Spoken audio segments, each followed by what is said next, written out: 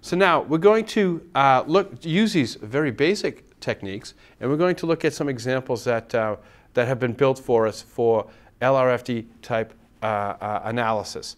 So the first, actually, I'm going to show an example. This was actually built by a PTC employee, Thomas Devaraj, who works for us in the UK office. And Thomas built this example of deflection of elastic straight beams.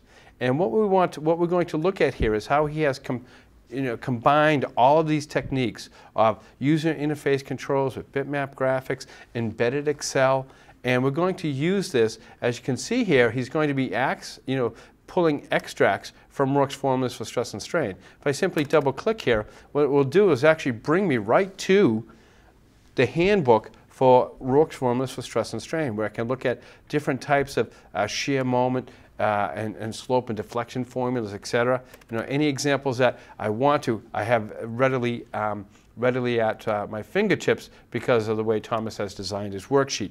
What we're going to do here is we're going to choose the cross-section of a beam, right? What type of a beam are we looking at from a cross-section? Is it square, rectangular, or is it actually a T-beam? So let's just say we're going to go to a square. And as you watch the bitmap graphic very quickly upgrade as I go from rectangular to section, just a cute little trick to help us stay on top of what we're looking at for dimensions, especially when we get to the T-beam, where we have not just a base and a height, but we have a flange and a web thickness. Okay, so let's say with the T-section, for example.